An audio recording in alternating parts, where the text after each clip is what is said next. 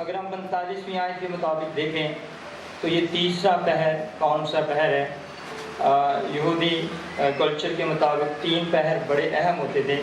اس میں جو پہلا پہر ہے وہ صبح 6 بجے سے 9 بجے تک ہوتا، اور دوسرا پہر جو ہے وہ 9 بجے سے لے کر 12 بجے تک، اور اس کے بعد 12 بجے سے لے کر 3 بجے تک کا جو ہے وہ تیسرا پہر ہوتا. یعنی 3 گھنٹے کے یہ پہر ہوتے تھے. تو اس کے مطابق یہ تقریباً 3 بجے کا وقت ہے جب یسوع مسیح اپنی جان دینے کو ہیں. اور یہ یہودی تاریخ میں یا کلچر میں یا ان کی اسپرچول لائف میں یہ تیسرا پہر بڑا اہم رہا ہے. اگر ہم دیکھیں تو اعمال 3 باب اور اس کی پہلی آیت میں ہمیں واقعہ ملتا ہے کہ وہ تیسرے پہر کے لیے دعا میں گئے. پھر اعمال 10 باب اور اس کی 30 آیت دیکھیں تو کرنیلیس صوبیدار جو ہے وہ تیسرے پہر کے قریب جو ہے وہ رویا دیکھتا ہے، وہ پطرس کو دیکھتا ہے، ایک آدمی جو ہے وہ اس کے پاس آنے کو ہے. اور دوسری طرف پطرس کو دیکھا جائے اسی باب میں اعمال 10 باب اور اس کی 9 آیت، تو وہاں پہ پطرس بھی تقریباً دوپہر کے قریب جو ہے وہ کوٹھے پر دعا کرنے کے لیے جاتا ہے. تو اسی پہر میں کہہ رہے ہیں کہ وہ اس کو بھی رویا نظر آتی ہے اور خدا اس سے کلام کرتا ہے. اس کے بعد اگر ہم دیکھیں تو تمام ملک میں اندھیرا چھایا رہا. اندھیرا کیوں چھایا رہا؟ کیا سبب تھی؟ جب عید فصح منائی جاتی تو یہ نسان کی 14ویں تاریخ کو جس ٹائم فل مون ہوتا. اگر سائنس کے مطابق دیکھا جائے تو جب سورج اور چاند بالکل اپوزٹ ہوتے، آمنے سامنے ہوتے ہیں، تو چاند بھی اپنی پوری آب و تاب پر ہوتا ہے، اس کی پوری روشنی ہوتی ہے، اور سورج بھی روشن ہوتا ہے. لیکن اس 14ویں کے مہینے میں جب سورج جو ہے وہ بھی اپنی آب و تاب پر ہوتا ہے اور اس کی ریفلیکشن میں چاند جو ہے وہ بھی منور ہوتا ہے، 14ویں کا چاند ہوتا ہے. اس تناظر میں آپ دیکھیں تو اندھیرا چھایا ہمیں نظر آتا ہے. یہ اندھیرا کہہ لیں کہ کسی نہ تو یہ چاند گرہن ہے نہ سورج گرہن ہے. یہ اندھیرا کیوں ہے؟ یہ اندھیرا ہم یوں بھی کہہ سکتے ہیں کہ کائنات اور تکنیکی کائنات کا جو خالق اور مالک ہے، جس نے خود کائنات کو تخلیق کیا، جس کے وسیلہ سے سب چیزیں بنیں، اب جب وہ مرنے کو ہے، مصلوب ہونے کو ہے، تو کائنات کی چیزوں نے بھی کہہ لیں کہ ناراضگی اور دکھ کا اظہار کیا ہے، جس کی وجہ سے اندھیرا جو ہے وہ نظر آتا ہے. اس کے علاوہ اندھیرے کے اور بھی میننگز ہیں، بلکہ اس اندھیرے کو کہہ لیں کہ نہ صرف اس سرزمین میں دیکھا گیا بلکہ دوسری جگہوں پر بھی دیکھا گیا. اس پیسج کے مطابق تو لکھا ہے کہ تمام ملک میں اندھیرا چھایا رہا، لیکن کچھ رائٹر کہتے ہیں کہ تمام دنیا میں اندھیرا چھایا رہا. تمام دنیا سے مراد کہ اس ٹائم جو فلسطین اور رومی سلطنت تھی وہ بہت بڑی ایک سلطنت تھی.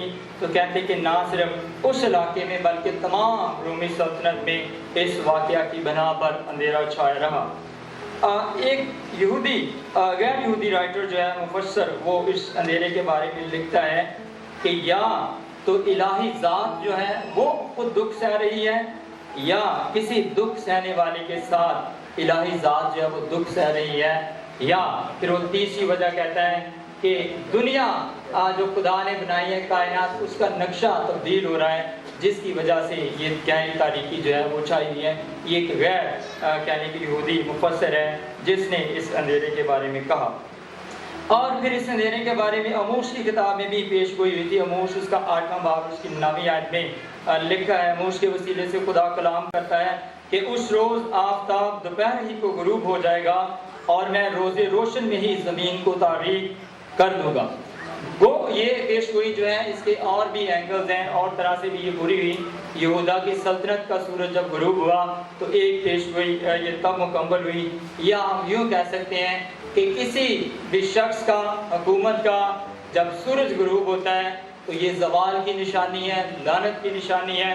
کہ جس طرح اسرائیل اور یہودا جو ہے ان کی حکومت کا سورج غروب ہوا تو وہ نبوت بھی پوری ہوئی. اور اب جب کہہ لیں کہ آفتاب صداقت، جس میں سے صداقت کی کرنیں نکلتی، وہ جو زندگی کا منبع اور نجات کا منبع ہے، اب جب وہ خود کہہ لیں کہ مرنے کو ہے یا مر رہا ہے، تو اب کائنات کی ساری چیزیں جو ہیں ان کی روشنی بھی مان پڑ رہی ہے، مدھم پڑ رہی ہے، اور زمین پر اندھیرا چھایا ہوا ہمیں نظر آتا ہے. پھر اس تاریکی کے کچھ گانے میننگز ہیں. یہ تاریکی جو ہے وہ گناہ کو بھی ظاہر کرتی ہے، گناہ اور بدی کی قوتیں اس وقت کہنے کہ پریویل کر رہی تھیں ہمارے مسیحا کے اوپر کہ کس طرح سے اس کو مارا جائے، اذیت دی جائے۔ پھر کہنے کہ یہ جرم اور الزام کی دنیا میں بھی تاریکی کی قوتیں متحرک ہوتی ہیں اور لوگوں کو پریشان کرتی ہیں، اور نہ صرف ہمارا مسیحا جو اس تاریکی کی قوتوں کو برداشت کر رہا تھا، بلکہ ہر وہ ایماندار، ہر وہ کلیسیا کا رکن، ہر وہ خدا کا بیٹا اور بیٹی جب وہ جس دن ہی سے مسیح کو قبول کر لیتا ہے اس کے خاندان میں شامل ہو جاتا ہے، تاریکی کی قوتیں اس کے پیچھے لگ جاتی ہیں کہ کسی طرح سے اس کو راہ راست سے ہٹایا جائے، بیمار کر کے، پریشان کر کے۔ تاریکی جو ہے وہ اس طرح سے بھی ایمانداروں کا بھی پیچھا کرتی ہے۔ یہ تاریکی جو ہے یہ مٹنے کو تھی، دیر پا نہیں تھی، چند لمحے کے لیے تھی۔ اور اس تاریکی کے اندر ایک اور گہرا سبق بھی ہم سیکھ سکتے ہیں مبارک جمعے کے حوالے سے، کہ آپ دیکھیں کہ ہمارا مسیحا یہ تقریباً تیسرے پہر یعنی 12 بجے سے لے کر 3 بجے تک جو ہے اندھیرا چھایا رہا، اور 3 گھنٹے تقریباً یہ تاریکی رہی۔ تو اس تاریکی میں کہنے کہ ہمارے مسیحا نے کس صبر اور استقلال سے کام لیا۔ اس نے سارا دکھ اور سارا گناہ کا بوجھ اپنے اوپر برداشت کیا، اور اس تاریکی میں رہے۔ اس سے جو میرے اور آپ کے لیے سیکھنے کا سبق ہے وہ یہ ہے کہ ہم کس طور سے اپنے مسیحا کی مانند صبر اور استقلال سے کام لیتے ہیں۔ جب ہم خود دکھوں کی وادیوں میں سے گزریں، مصیبتوں میں سے گزریں، تو ہم کتنا اپنے مسیحا کے ساتھ صبر اور استقلال کر سکتے ہیں، یا دوسروں کی ہم کتنی برداشت کرتے ہیں۔ اس میں ایک برداشت اور صبر کا بھی پہلو ہمیں نظر آتا ہے جو ہمارے مسیحا کی زندگی سے ہمیں نظر آتا ہے۔ اس کے بعد اگر ہم 46ویں آیت دیکھیں تو 46ویں آیت میں لکھا ہے، اور تیسرے پہر کے قریب یسوع نے بڑی آواز سے چلا کر کہا، ایلی ایلی لما شبقتنی، یعنی اے میرے خدا، اے میرے خدا، تو نے مجھے کیوں چھوڑ دیا۔ اب چھوڑے جانے کا بھید جو ہے یہ بھی ایک بھید ہے، اور میرا خیال ہے کہ اس پوائنٹ تک آنے تک ہمارے خداوند یسوع مسیح کو چھوڑنے کا، اپنے چھوڑے جانے کا بہت گہرا تجربہ ہوا۔ اگر آپ متی کی انجیل کے 26ویں باب سے پڑھیں تو سب سے پہلے یہودا اسکریوتی جو ہے وہ خداوند یسوع مسیح کو چھوڑ دیتا ہے، اور خداوند یسوع مسیح اس کے بارے میں پیش گوئی بھی کرتے ہیں۔ جب خداوند یسوع مسیح کہتے ہیں کہ تم میں سے ایک مجھے پکڑوائے گا، تو وہ سب پریشان ہوتے ہیں کہ کیا میں ہوں۔ تو خداوند یسوع مسیح یہودا کے بارے میں کہتے ہیں کہ جس نے میرے ساتھ طباق میں ہاتھ ڈالا وہی مجھے کیا کرے گا، پکڑوائے گا۔ اس کے بعد ہم دیکھیں تو جو شاگرد ہیں وہ بھی 27ویں باب میں جب مقدمہ چلتا ہے عدالت میں، خداوند یسوع مسیح کو گھسیٹا جاتا ہے، تو خداوند یسوع مسیح اس وقت ایک اور پیش گوئی کرتے ہیں، اور وہ کہتے ہیں کہ اس وقت یسوع نے اس سے کہا کہ تم سب اسی رات میری بابت ٹھوکر کھاؤ گے، کیونکہ لکھا ہے کہ میں چرواہے کو ماروں گا اور جو گلہ ہے وہ کیا ہوگا، پراگندہ۔ یعنی خداوند یسوع مسیح کو یہ بھی نظر آ رہا تھا، ابھی ہوا نہیں، لیکن یہ آپ جانتے کہ یہ بھی ہوا۔ جب خداوند یسوع مسیح کو عدالت میں لے گئے تو سب آ گئے سوائے پطرس کے، لیکن اس نے بھی انکار کر دیا۔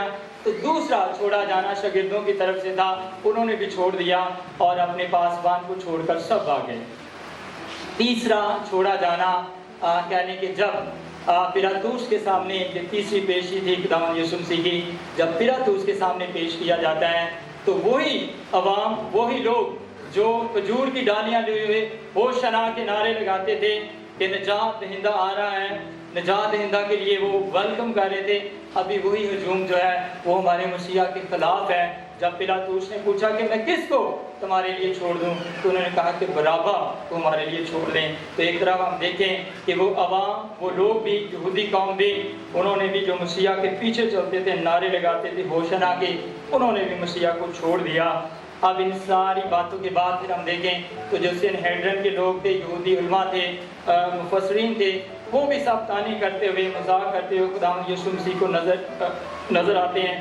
تو ہر طرف ہم یوں کہہ لیں کہ خداوند یسوع مسیح کو چھوڑے جانے کا ایک گہرا تجربہ جو ہے ہو رہا ہے، اور وہ ایک پوائنٹ تک آئے ہیں کہ اب جب وہ صلیب پر ہیں تو وہ صلیب پر بھی اپنے باپ سے یہ گلہ کرتے ہیں کہ ایلی ایلی لما شبقتنی۔ ایلی جو ہے یہ ہیبرو ورڈ ہے ایل سے، ایل کے نیچے اگر ہم کیرک یود لگا دیں تو وہ ایلی بن جاتا ہے، جس کا مطلب ہوتا ہے مائی گاڈ، میرا خدا۔ وہ 2 دفعہ کہتا ہے کہ ایلی ایلی لما شبقتنی، اے میرے خدا، اے میرے خدا تو نے مجھے کیوں چھوڑ دیا۔ جیسے عبرانی میں یہ ملاکی کی کتاب ہے، تو ملک جو ہے، ملک یہ عبرانی کا ورڈ ہے جس کا مطلب ہوتا ہے بادشاہ، تو ملاکی کی کتاب بھی اسی سے ہے، اس کے نیچے پھر ایک جوت لگا دیں تو وہ ملاکی بنتا ہے عبرانی میں، جس کا مطلب ہے میرا بادشاہ، میرا مالک، ملاکی میرا بادشاہ۔ یہ ملاکی کی کتاب کا بھی ٹائٹل ہے۔ اب کیا سوال، یہ پیسج بڑا مشکل ہے اور بہت سارے علماء کہنے کہ اس پر متفق نہیں ہے کہ جو خداوند یسوع مسیح نے کہا کیا واقعی اس نے باپ نے اس کو چھوڑ دیا، یا کیا واقعی باپ اس کو چھوڑ سکتا تھا۔ بہت سارے کویسچنز ہیں، بہت سارے کہنے کہ جو کمنٹیٹرز ہیں وہ اس پر متفق نہیں ہیں کہ کیا باپ اپنے بیٹے کو چھوڑ سکتا ہے، یا ہم اس پیسج کو پڑھتے ہیں یا سال سے ہم اس کو پڑھتے آ رہے ہیں، ہماری کیا اس کے بارے میں سینس ہے اور ہم کیا سمجھتے ہیں کہ کیا خدا نے واقعہ ہی اپنے بیٹے کو چھوڑ دیا۔ پہلی بات اس میں یہ کہ یہ زبور 22 اور اس کی پہلی آیت ہے جس کی تلاوت خداوند یسوع مسیح نے اس دکھ کی حالت میں کی کہ اے میرے خدا، اے میرے خدا تو نے مجھے کیوں چھوڑ دیا۔ تو یہ زبور 22 جو ہے جس کی تلاوت خداوند یسوع مسیح نے کی، لیکن یہ کیوں کی؟ اگر ہم اسی انجیل کی جو 43ویں آیت ہے اس کو دیکھیں، باب آپ کے سامنے کھلا ہے، متی کی انجیل 27واں باب اور اس کی 43ویں آیت، لکھا ہے اس نے خدا پر بھروسہ کیا ہے، اگر وہ اسے چاہتا تو اب اس کو چھڑا لے، کیونکہ اس نے کہا تھا کہ میں خدا کا بیٹا۔ یہ زبور 22 کی 8ویں آیت ہے۔ اگر آپ زبور 22 دیکھنا چاہیں بعد میں تو دیکھ سکتے ہیں، یہ زبور 22 کی 8ویں آیت ہے، اور یہودیوں کو یہ پتا تھا کہ یہ زبور 22 جو ہے وہ آنے والے مسیحا کا زبور ہے، وہ سمجھتے تھے کہ یہ مسیحا کا زبور ہے، اس لیے بھی انہوں نے یہ آیت تنقیداً کوٹ کی کہ ہم دیکھتے ہیں کہ واقعی مسیح موعود جو ہے یہ وہی ہے، کیا وہ اس آیت کا مطلب سمجھتا ہے؟ کیا اگر یہ واقعی کہتا ہے کہ میں یہودی ہوں اور یہودیوں کا بادشاہ ہوں، تو انہوں نے یہ آیت کوٹ کی۔ اس کے جواب میں خداوند یسوع مسیح نے یہ کہا، کیونکہ خداوند یسوع مسیح کو پتا تھا کہ یہ آنے والے مسیحا کا ظہور ہے، اس لیے ان کو باور کرانے کے لیے، یقین دہانی کرانے کے لیے کہ میں واقعی مسیح موعود ہوں جو دنیا کی نجات دہندہ کے طور پر آیا اور یہودیوں کے نجات دہندہ بن کر آیا، اس کے جواب میں خداوند یسوع مسیح نے یہ آیت کوٹ کی کہ ایلی ایلی لما شبقت۔ ایک خیال یہ ہے مفسرین کا۔ دوسری بات، اگر ہم مرکز کی انجیل آپ میرے ساتھ نکالیں، مرکز کی انجیل اس کا 15واں باب اور اس کی 34ویں آیت۔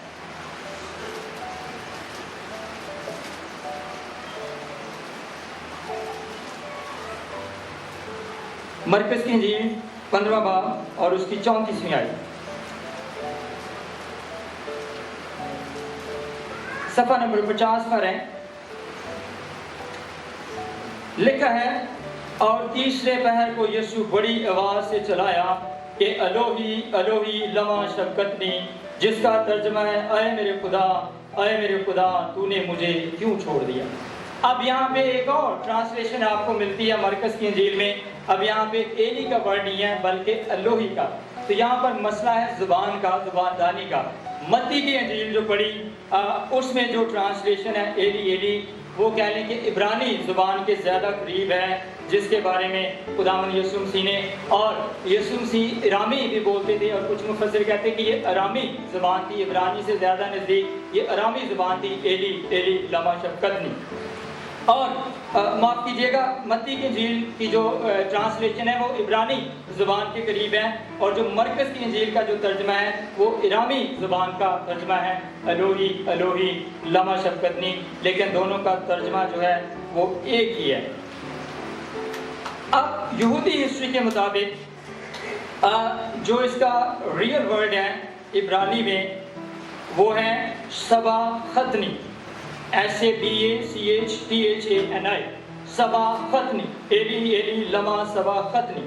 یہ جو عبرانی لینگویج کے زیادہ قریب ہے، اور اس کے لیے جو پہلے ہسٹری میں ورڈ یوز کیا جاتا تھا وہ تھا عزبتانی، AZABTHANI، عزبتانی۔ عزبتانی کا مطلب تھا تو نے مجھے کیوں چھوڑ دیا، فورسیکن، فورسیک۔ لیکن 12ویں صدی BC میں مینوسکرپٹ کے اندر یہودی علماء نے اس کو عازب ثانی پڑھنے کی بجائے شفق ثانی پڑھنا شروع کر دیا، یا اس کو تھوڑی سا چینج کیا اور اس کا ترجمہ انہوں نے شفق ثانی کیا، جس کا مطلب ہوتا ہے forgotten، بھول جانا۔ تو ایک طرح سے علماء یہ کہتے ہیں، یا جتنی میری سمجھ ہے آپ کی اپنے رائے ہو سکتی ہے، کہ کیا اگر خدا نے اپنے بیٹے کو چھوڑ دیا، کیا ڈیوینٹی اس سے الگ ہو گئی، تو کیا کفارے کا کام سر انجام دیا جا سکتا تھا؟ نجات اور کفارے کے کسی بھی پہلو میں اگر ڈیوینٹی کو اس سے الگ کیا جائے، اس کی الوہیت کو اس سے الگ کر دیا جائے، تو پھر کفارہ جو ہے وہ بے معنی رہ جاتا ہے، پھر انسان کی اٹونمنٹ کا کام جو ہے وہ بھی ادھورا رہ جاتا ہے۔ اس لیے مسیح نے جو کفارہ دیا وہ اپنے بدن میں بھی دیا اور روح میں بھی دیا۔ اس کی ڈیوینٹی، اس کی الوہیت اس سے جدا نہیں ہوئی، بلکہ اس کے ساتھ ہی تھی۔ اسی لیے وہ اپنے پورے ہوش و حواس میں ہی ہوتے ہوئے اس نے ساری باتیں کی، اور یہ 7 کلمات جو بائبل کی تعلیم کا نچوڑ ہے وہ اس نے اپنے ہوش و حواس میں کہتے ہوئے ادا کیے، جن کے تقریباً 52 یا 55 الفاظ بنتے ہیں، اور یہ اس نے اپنی پوری سمجھ اور سینس میں دیے۔ ایک کام ہماری سینس بھی کرتی ہے کہ انسان کو اگر تھوڑا بہت، آج اگر جن لوگوں نے روزہ رکھا ہے تو وہ اس بات کا تجربہ کر سکتے ہیں کہ 5-6 گھنٹے کی بھوک برداشت کرنے کے بعد ہماری فزیکل حالت کیا ہو سکتی ہے۔ تو کیا خداوند یسوع مسیح، جیسے پاسٹر ناتن نے بھی ذکر کیا کہ وہ عید فصح کی رات سے لے کر عدالتوں کے چکر لگا رہے ہیں، اور صبح ہوتے ہی انہیں پلاطوس کے سامنے لے جایا گیا، تو اس ساری سچویشن میں کیا ایک بدن جو ہے وہ اتنا مضبوط ہو سکتا ہے کہ وہ قائم رہے اور اپنے پورے ہوش و حواس میں رہے؟ تو یہ کہہ لیں کہ اس کے ساتھ اس کی الہی فطرت تھی جو اس کے ساتھ ہی تھی، اس نے اس کو چھوڑا نہیں بلکہ اس کو حوصلہ اور تقویت دیتی رہی، کیونکہ ہمارا یہ مان ہے کہ ہمارا خدا ایک طرف تو کامل انسان ہے اور دوسری طرف وہ کامل خدا بھی ہے۔ چلیں، آپ کا جو بھی ایمان ہے، خدا نے اس کو چھوڑا یا نہیں چھوڑا، لیکن چھوڑے جانے کا جو درد ہے یہ بہت بڑا ہوتا ہے۔ ہم بھی اپنی مسیحی لائف میں دیکھیں تو بہت دفعہ ہم انسانوں کو بھی چھوڑے جانے کا درد جو ہے وہ برداشت کرنا پڑتا ہے، چاہے وہ رشتہ داروں سے ہو، کلیسیا سے ہو، ماں باپ سے ہو، بہن بھائیوں سے ہو۔ لیکن ہم اپنے مسیحا سے دیکھتے ہیں کہ اس سارے کرب اور اذیت کی حالت میں بھی وہ اپنے باپ کے ساتھ وفادار رہا، اس نے اس کو ہم کو پورا کیا۔ اور میرے اور آپ کے لیے اس سارے یعنی کہ اس سیناریو سے سیکھنے کی بات یہ ہے کہ ہر طرح کے حالات سے، چاہے جیسے بھی حالات ہوں، فتح ہمیشہ جو ہے وہ سچائی کی ہوتی ہے۔ اگر ہمارا مسیحا اس وقت اس دکھ کو برداشت نہ کرتا تو ایسٹر بھی کبھی نہ آتا۔ اس نے صلیب کا دکھ سہ کر باپ کے چھوڑے جانے یا بھولے جانے کا تجربہ کر کے ہی وہ یہ کہہ سکا کہ تمام ہوا، اور وہ 30 دن مردوں میں سے جی اٹھا۔ اس وقت تاریکی جو ہے وہ چند روزہ ہوتی ہے، اس کے بعد کہہ لیں کہ فتح غلبہ آتا ہے، اور کہہ لیں کہ ہمارا مسیح مرا ہی نہیں رہا بلکہ وہ 30 دن مردوں میں سے جی بھی اٹھا۔ ہاللیلویہ! یہ ہمارے مسیح کی قدرت ہے کہ اس نے دکھ کو برداشت کیا، تکالیف کو برداشت کیا، اور وہ 30 دن مردوں میں سے جی اٹھا۔ گناہ، تاریکی جو ہے، بیماری جو ہے وہ ہمیشہ کے لیے نہیں ہوتی، چند روزہ ہوتی ہے۔ اس لیے آج کے دن اس وقت مجھے اور آپ کو بھی ہو سکتا ہے تاریکی میں سے ہو کر گزرنا پڑتا ہو، چھوڑے جانے اور رد کیے جانے کا کہنے کہ ہمیں سامنا ہو، لیکن ہم اپنے مسیحا سے سیکھیں جو فرمانبرداری میں ہمارا نمونہ بنا، جو نجات میں ہمارا نمونہ بنا۔ ہم اپنے مسیحا کے پیروکار ہیں، اگر اس کے پیروکار ہیں تو پھر ہم بھی اس صبر اور استقلال کا مظاہرہ کرتے ہوئے اس بات کا انتظار کریں کہ دکھ کتنا ہی بڑا کیوں نہ ہو، ہمارے مسیح کی صلیب سے بڑا دکھ اور کوئی نہیں ہے۔ کسی نے کہا کہ تاریخ میں 2 بڑے واقعات ہوئے جن سے کوئی بڑے تاریخی واقعات دنیا کے اندر نہیں ہیں، ایک مسیح کا کنواری مریم سے پیدا ہونا، اور ایک مسیح کا دکھوں میں سے گزرنا اور مردوں میں سے جی اٹھنا۔ اس سے بڑے ہسٹری کے اندر اور کوئی واقعات نہیں ہیں، لیکن یہ دونوں واقعات ہمارے لیے بڑے سبق آموز ہیں کہ ہم جیسے بھی حالات میں سے کیوں نہ گزرے ہوں، ہمارا مسیح جو ہے اگر وہ مردوں میں سے جی اٹھنے پر قادر ہے تو وہ مردوں کو جلانے پر بھی قادر ہے۔ یہ ہمارے مسیح کی قدرت ہے۔ ہم اس بات کے لیے خدا کا شکر ادا کریں، اتنی بڑی نجات کے لیے۔ اگرچہ اس کو بھولے جانے یا چھوڑے جانے کا تجربہ ہوا، لیکن اس نے ہماری نجات کا بہت بڑا بندوبست کیا۔ خدا آپ کو برکت دے۔